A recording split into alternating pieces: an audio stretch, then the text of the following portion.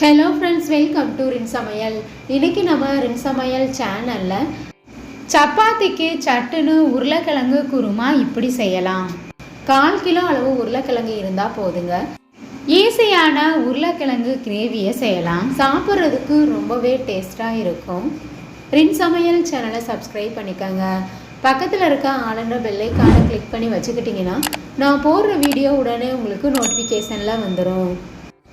சப்பாத்தி குருமா செய்கிறதுக்காக 1/4 கிலோ அளவு உருளைக்கிழங்கு எடுத்திருக்கேன்.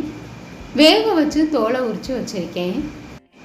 சின்ன சின்ன உருளைக்கிழங்காக இருக்கனால நிறையா இருக்க மாதிரி இருக்கும். பெரிய உருளைக்கிழங்காக இருந்தால் 2 உருளைக்கிழங்கு போதும். உருளைக்கிழங்கு எல்லாத்தையும் கையில் இந்த மாதிரி 2 உடச்சி விட்டு வச்சுக்கலாம். மிக்ஸி ஜாரில் 1 ஸ்பூன் அளவு சோம்பு, 1/4 கப் அளவு துருவின தேங்காய் எடுத்திருக்கேன். கொஞ்சமாக தண்ணி சேர்த்து நைஸாக அரைச்சி வச்சுக்கணும். கடாயில் 3 ஸ்பூன் அளவு எண்ணெய் சேர்த்துக்கங்க. எண்ணெய் சூடானதுக்கு அப்புறமா 3 கிராம்பு, 1 பிரியாணி இலை, 2 துண்டு பட்டையை சேர்த்துக்கணும். இது கூட 1/4 ஸ்பூன் அளவு சோம்பு சேர்த்துக்கங்க. தேங்காய் அரைக்கும் போது 1 ஸ்பூன் அளவு சோம்பு சேர்த்துருக்கனால கொஞ்சமாக சேர்த்தா சரியாக இருக்கும்.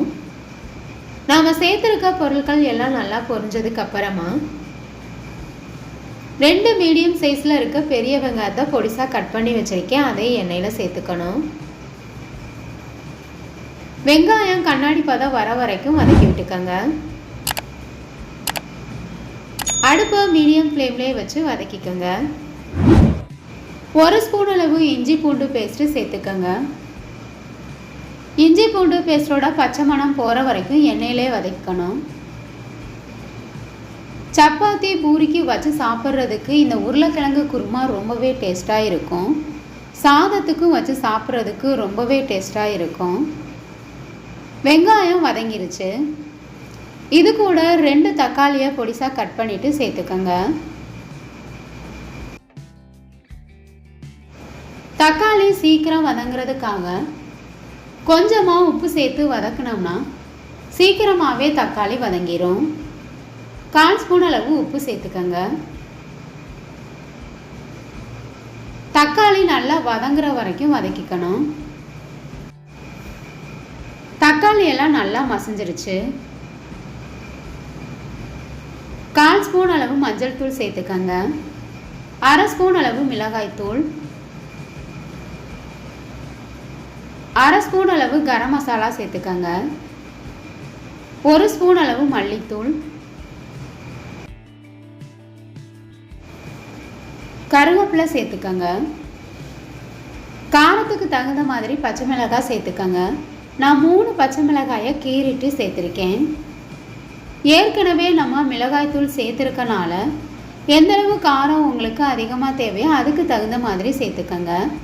நாம் சேர்த்துருக்க மசாலா பொருட்கள் எல்லாத்தையும் 1 நிமிஷத்துக்கு எண்ணெயிலே வதக்கி விட்டுக்கோங்க.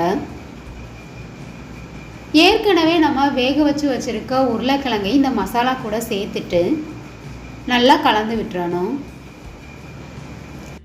அடுப்பை மீடியம் ஃப்ளேம்லேயே வச்சு நல்லா கலந்து விட்டுருங்க. அரைச்சி வச்சுருக்க தேங்காயை சேர்த்துக்கணும்.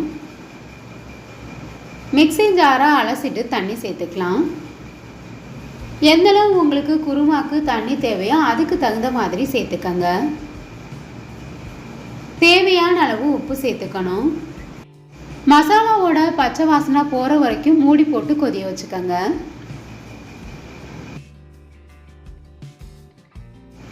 உப்பு காரம் எல்லாம் சரியாக இருக்கான்னு செக் பண்ணிக்கோங்க.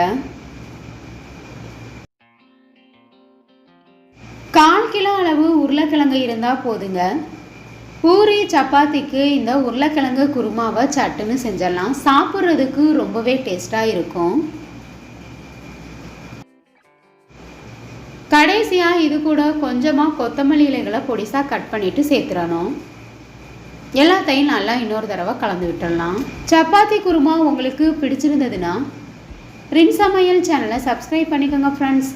குருமா உங்களுக்கு பிடிச்சிருந்ததுன்னா மறக்காமல் ஒரு லைக் கொடுங்க ஃப்ரெண்ட்ஸ். கமெண்ட் பண்ணுங்கள், ஷேர் பண்ணுங்கள். பக்கத்தில் இருக்க ஆளுன்ற பெல்லைக்கான கிளிக் பண்ணி வச்சுக்கிட்டிங்கன்னா நான் போடுற வீடியோ உடனே உங்களுக்கு நோட்டிஃபிகேஷனில் வந்துடும். Thank you friends.